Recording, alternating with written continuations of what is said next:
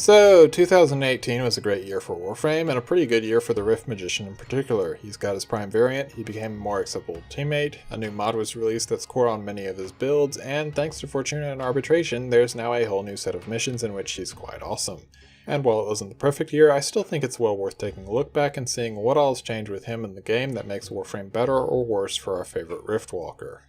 And let's start with what's probably the most important thing. DE decided to destroy the world. Yes, losing the ability to just pause daggers and bullets in midair and then launch 100 of them into the enemies all at once is a pity, and the loss of stasis duration hurts, but the trade-off is immense in how tolerable he became when grouping with people you don't know.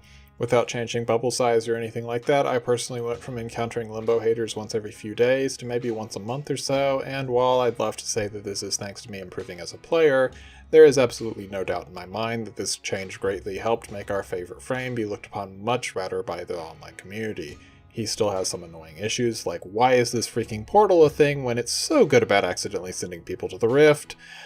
But this change was a great move towards making him a much more likable ally. And right after that change came out, Digital Extremes chose to release Limbo Prime. This was a great event for us Limbo players, as his new look is amazing, at least until I got to it, and the introduction of the Prime encouraged a number of people to pick up and seriously learn to use the Rift Magician, some of whom ended up becoming new Limbo mains. I do have to wonder how many non-Limbo players decided to take a break from the game during this period, but yeah, this was undeniably an awesome thing for us Limbos. And while those are the only two direct buffs or nerfs our frame got, it's hardly the end of things. This was also the year of quite a few changes to the game itself that worked out quite well for our favorite frame. The first of which was actually not some sort of mission that he added or a new mod, but actually all the primary and secondary weaponry balances. Yeah, unlike someone like Saren or Equinox, Limbo's ability to fight at higher levels is almost entirely related to his weapon's damage and not his abilities, so DE's choice to go through and buff a huge amount of weapons was a very important change for the Rift Magician that seriously enhanced the amount of options he had. And just a bit later in the year, we had a great new mode open up where we could use those wonderfully improved weapons to their best extent, Arbitration. While Limbo is hardly perfect in every one of these modes, he is arguably the best frame for the Excavation, Defection, and Defense variants, and he can be used to a decent effect in survival. He does have some issues here thanks to his low health, but with skilled play you can work around that and do extremely well in all of the arbitrations. Which is great, because Arbitration is the place where you can get the new Rolling Guard mod. For those who somehow not heard of it, this mod gives a frame 3 seconds of invulnerability whenever they dodge, which is effectively on a 10-second cooldown. And while it isn't quite as core of a mod for Limbo as some people have made it out to be, there are undeniably some builds and places where Rolling Guard is going to be an incredible option, such as when fighting bosses or using a large Cataclysm setup. And if you are in either of those situations, or just a Limbo main in general, it's well worth trying to get your hands on this thing. But Arbitration wasn't the coolest addition to Warframe this year. That title and horrible pun goes to Fortuna and its content. The new open world area isn't exactly perfect for Limbo thanks to the occasional stasis immune enemy, but he's at least good for most of the mission types and is possibly the best frame for at least 2 of them.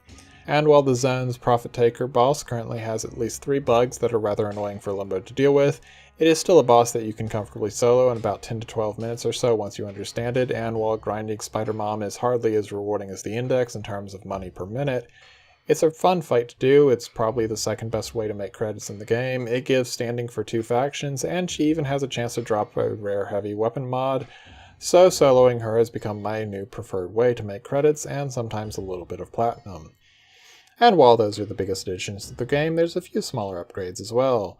For one, thanks to the new gear wheel, Limbo is actually a great derelict mod hunter. He can pretty easily handle the capture missions there while wearing all 4 dragon keys, and then just use his Riftwalk to look around for the vault without ever actually needing to worry about things like energy or the enemies roaming the area.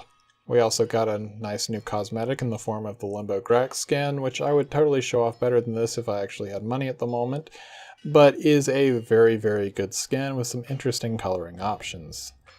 Finally, we got a new Limbo Noggle.